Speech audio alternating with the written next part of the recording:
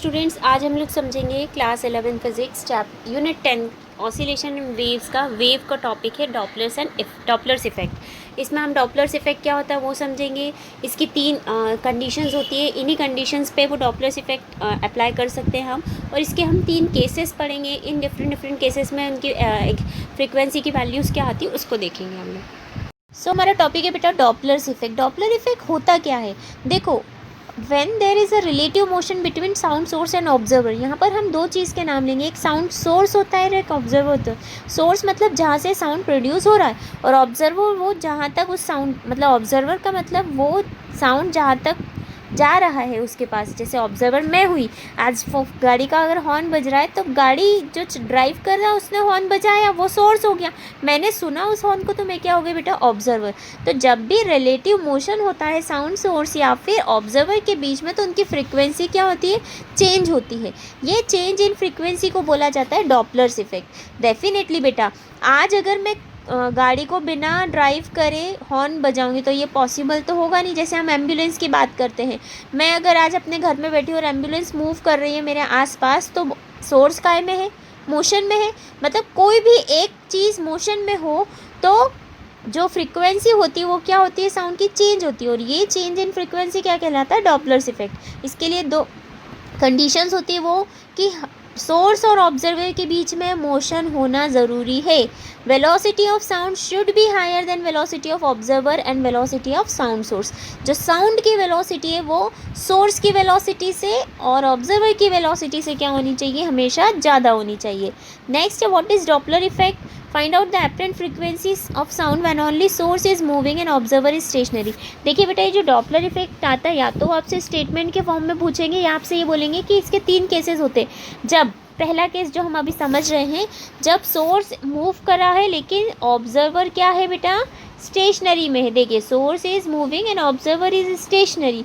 जैसे for example के लिए अगर हम देखा जाए तो इसमें हम एग्जांपल ले सकते हैं कि हॉस्पिटल के बाहर एम्बुलेंस आके खड़ी हो गई है, बट उसने अपना सायरन चालू करके रखा है, तो वो सिर्फ वहाँ पर स्टेशनरी कंडीशन में, मतलब सॉरी बेटा, सोर्स मूव करा रहे हैं हम लोग, तो एम्बुलेंस क्या कर रही है, मूव हो रही है, लेकिन मैं यहाँ पर अपने घर के बाहर क्या हूँ, खड़ी हुई हूँ। ठीक है, तो मेरी पोजीशन कैसी हो गई, स्टेशनरी हो गई, मैं थोड़ी मूव कर रही हूँ, लेकिन जो एम्बुलेंस है वो मेरे आसपास क्या कर रही है, मूव कर रही है। तो वो कंडीशन क्या होती है, जब सोर्स मूव कर रहा है और ऑब्जर्वर नहीं। तो कैसे चेंज होता है फ्रीक्वेंसी का, वो हम देखते हैं बेटा। देखिए, ये वेव बनाई हमने, जैसे सोर्स ने साउंड को प्रोड्यूस किया, इस तरीके से ऑब्जर्वर के पास तक वो गया, तो इसकी जो वेलोसिटी हो गई वो हो गई v। एक पूरा कंप्लीट जो पाथ ट्रेवल होता है वो उसको बोलते हैं हम वेवलेंथ, और फ्रीक्वेंसी उसकी हो गई n। क्या हो गई, इसकी फ्रीक्वेंसी n हो गई। ठीक है, नाउ इसके बाद अब सोर्स ने जनरेट कर दिया, सोर्स मूव कर रहा है तो सोर्स की वेलोसिटी हो गई vs। जितना ये मूव हुआ है उसके लिए रिमेनिंग वेलोसिटी क्या हो गई, v माइनस vs। तो यहाँ पर हमारे पास चेंज क्या हो गया, vs वेलोसिटी से सोर्स ने चलना शुरू किया, तो जो रिमेनिंग वेलोसिटी हो गई वो हो गई v माइनस vs। ठीक है, अब इसके बाद कंसीडर करेंगे हम s साउंड सोर्स है, o ऑब्जर्वर है, लैम्डा वेवलेंथ है, n फ्रीक्वेंसी और v वेलोसिटी है। अब जो साउंड जा रहा है वो 1 सेकेंड लगा रहा है S से O के पास पहुंचने में, मतलब सोर्स से ऑब्जर्वर तक जाने में 1 सेकेंड लग रहा है। तो जो फ्रीक्वेंसी होता है वो होता है वेलोसिटी अपॉन में time. Frequency equals to velocity upon में वेवलेंथ। तो वेवलेंथ की वैल्यू क्या हो जाएगी यहाँ से बेटा, wavelength equals to velocity upon में frequency. Now suppose sound source move with velocity vs। हमने किस वेलोसिटी से मूव कराया साउंड सोर्स को, vs वेलोसिटी से, किसकी तरफ, ऑब्जर्वर की तरफ। तो 1 सेकेंड में जो उसने ट्रेवल करी है डिस्टेंस, वो कितनी हो जाएगी, v माइनस vs हो जाएगी ऑब्जर्वर के लिए, यही होगी ना। तो इसके बाद हमारे पास जो इक्वेशन आएगी नई, मतलब जो नई वेवलेंथ की वैल्यू आएगी वो होगी v माइनस vs अपॉन में n, यही होगी क्योंकि हमारा फॉर्मूले में पुट किया है। नाउ अब जो चेंज हो रहा है एपरेंट फ्रीक्वेंसी, जो चेंज इन एपरेंट फ्रीक्वेंसी, उसको मैंने क्या मान लिया, एन डैश मान लिया। तो जो नई वेवलेंथ होगी वो क्या होगी, lambda dash equals to V upon N dash.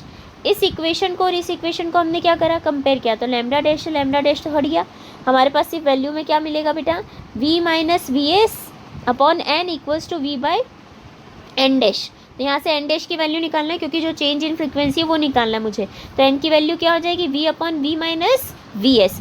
N क्या है, ओरिजिनल फ्रीक्वेंसी जो थी, v साउंड की वेलोसिटी ओरिजिनल वाली, और ये ओरिजिनल वेलोसिटी में से सोर्स वेलोसिटी को माइनस कर दिया, तो ये क्या आ गया case, apparent change in frequency when sound source is moving. ठीक है, अब हमें इस इक्वेशन से क्लियरली दिख रहा है कि जो एन डैश है वो ग्रेटर देन है एन, मतलब यहाँ पर फ्रीक्वेंसी ऑफ साउंड क्या हो रही है, बढ़ रही है, भले ही सोर्स मूव कर रहा है।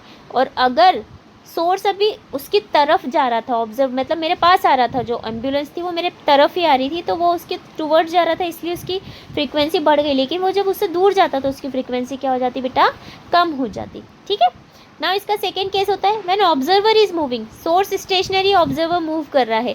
जैसे फॉर एग्जांपल आज कोई मंदिर में अगर भजन हो रहे हैं, तो मंदिर के भजन यहाँ वहाँ थोड़ी ना मूव करेंगे, तो वो क्या होंगे, एक पर्टिकुलर जगह पे ही हो रहे हैं। लेकिन मैं अगर उसके आसपास से निकल रही हूँ तो मुझे उसकी फ्रीक्वेंसी के अकॉर्डिंग चेंज होते हुए दिख रहा है। तो अब हमें वैसे ही केस के बारे में पढ़ना है जब ऑब्जर्वर मूव कर रहा है और सोर्स स्टेशनरी है। तो देखिए हमारी वेव हमने अभी जैसे ऊपर बनाई थी, एक सोर्स और इसकी वेवलेंथ बना दी। अब ये जिस ऑब्जर्वर जिस वेलोसिटी से मूव हुआ है वो क्या हो गई, वी ओ बाय लैम्डा। जैसे वहाँ पर हुई थी ना वी बाय लैम्डा, यहाँ पर क्या हो जाएगी, वी ओ बाय लैम्डा। तो N equals to V by lambda होती है, तो लैम्डा हो गया वी बाय एन, ये हो गई इक्वेशन नंबर फर्स्ट। अब वही थ्योरी लिखना है हमें, साउंड सोर्स ट्रेवल कर रहा है एस से ओ 1 सेकेंड में, तो जो डिस्टेंस होगी वो हो जाएगी वी। अब ऑब्जर्वर टूवर्ड्स साउंड जा रहा है, सोर्स जा रहा है किस वेलोसिटी से, वी ओ वेलोसिटी से।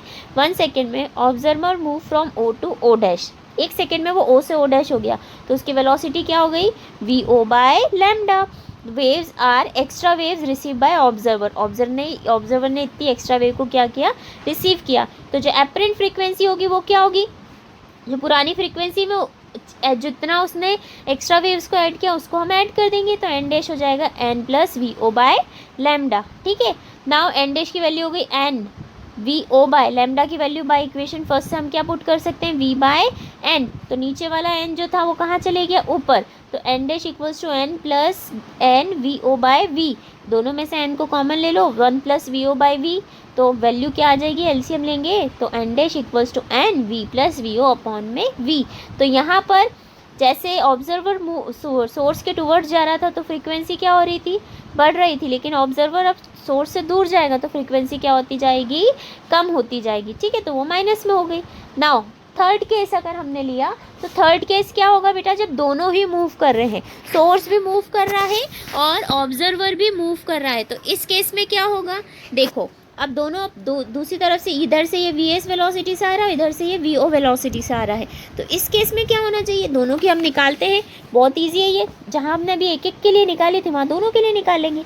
अब हमने जब सोर्स मूव कर रहा था तो उसकी एपरेंट फ्रीक्वेंसी निकाली थी, वो क्या आई थी हमारे पास बेटा, वो ये आई थी N dash equals to N upon V minus V S, यही आई थी। अब जब ऑब्जर्वर मूव करेगा तो एन डबल डैश नई फ्रीक्वेंसी उसकी क्या मान ली मैंने, ये वाली ले ली। अब एक और ले ली मैंने एन डबल डैश करके, तो एन डबल डैश की वैल्यू क्या हो गई, N dash V plus V O by V.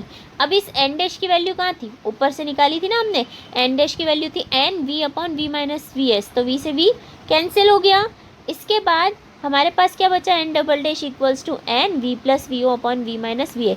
तो ये हो गई इसकी एपरेंट फ्रीक्वेंसी जब सोर्स और ऑब्जर्वर दोनों मूव कर रहे हैं। तो यहाँ पर भी फ्रीक्वेंसी बढ़ रही है क्योंकि एन डबल डैश की वैल्यू एन से ज़्यादा है। तो केस फर्स्ट में इसके भी 3 केस है, केस थर्ड में 3 केस है। अगर दोनों बोथ सोर्स और ऑब्जर्वर आर मूविंग अवे, दोनों एक दूसरे से दूर जा रहे हैं, तो भी हमारी वैल्यू ये वाली प्लस में आई थी और ये वाली माइनस में आई थी। तो जब वो दोनों एक दूसरे से दूर जाएंगे तो प्लस वाली माइनस में हो जाएगी, माइनस वाली प्लस में हो जाएगी, क्योंकि हमने सुना है कि अपोजिट डायरेक्शन में साइन चेंज हो जाते हैं, अपोजिट हो जाते हैं ना, दोनों एक दूसरे को फॉलो कर रहे हैं तो दोनों के साइन सेम रहेंगे। और थर्ड केस ऑब्जर्वर फॉलो कर रहा है सोर्स को, तो इस कंडीशन में दोनों के साइन क्या हो जाएंगे, प्लस हो जाएंगे। तो ये finally apparent change in frequency निकाला हमने डॉपलर्स इफेक्ट के अंदर। सो बेटा हमने आज के टॉपिक में क्या देखा कि डॉपलर इफेक्ट क्या होता है। डॉपलर इफेक्ट वो होता है जब भी सोर्स और ऑब्जर्वर के बीच में रिलेटिव मोशन होता है, तो जो एपरेंट चेंज इन फ्रीक्वेंसी होता है उसको बोला जाता है डॉपलर्स इफेक्ट। इसके लिए 2 कंडीशन नेसेसरी थी। एक क्या पढ़ी थी हमने कि रिलेटिव मोशन होना ज़रूरी है सोर्स और ऑब्जर्वर के बीच में, और सेकेंड हमने ये पढ़ी थी जो वेलोसिटी साउंड की है वो सोर्स की वेलोसिटी से और ऑब्जर्वर की वेलोसिटी से क्या होना चाहिए था, ज़्यादा होनी चाहिए थी। फिर हमने इसके 3 केसेस देखे थे, तीनों केस में apparent change in frequency always greater than आई थी।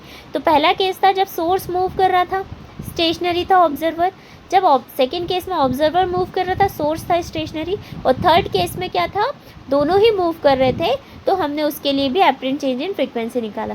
सो बेटा इसके साथ कंप्लीट होता है डॉपलर्स इफेक्ट। Thank you.